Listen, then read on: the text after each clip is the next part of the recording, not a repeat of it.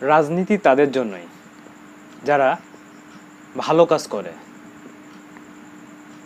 যারা সমাজের নৈতিকতাকে পরিবর্তন করে। রাজনীতিবিদ কারা? রাজনীতিবিদ তারাই হবে যারা সমাজের ভালো মন্দ, ন্যায় অন্যায়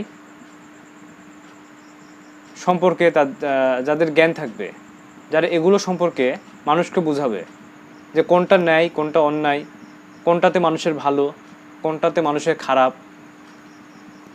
কিন্তু যারা রাজনীতির নামে চাঁদাবাজি করে, অন্যায়ভাবে মানুষের অর্থ সম্পদ আত্মসাৎ করে,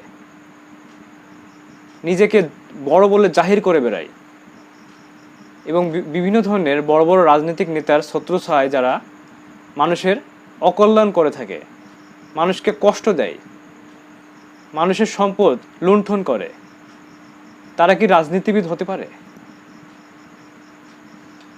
রাজনীতির নামে চাঁদাবাজি কি রাজনীতির কোনো অংশ? আর চাঁদাবাজরা কিভাবে বড় রাজনীতিবিদ হয়? দেশের জনগণ কি সারা জীবন এসব চাঁদাবাজ, অন্যায়কারী, লুণ্ঠনকারী, চোর ডাকাতদের ভোট দিয়ে নির্বাচিত করবে আর নিজেদের সম্পদ ওই চাঁদাবাজদের হাতে তুলে দেবে? এটাই কি বাংলাদেশের রাজনীতি?